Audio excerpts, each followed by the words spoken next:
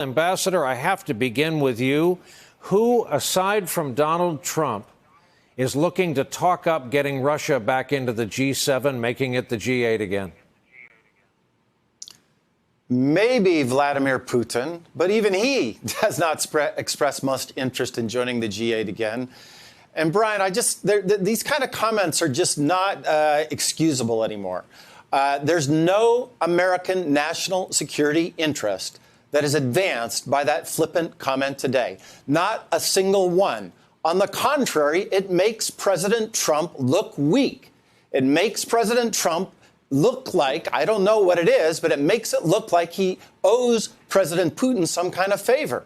It's just, especially on the eve of the G7 meeting, Putin was kicked out for a reason, as Vice President Biden just explained. He annexed and invaded Crimea. He went into an intervention into eastern Ukraine, and the G7 rightly said, get out of Ukraine or you get out of the G8. And until he changes his behavior, he shouldn't be invited back. But he also misses an opportunity to say something positive. What he should have said is we should all get together in the G7 and support the new democratically elected president of Ukraine.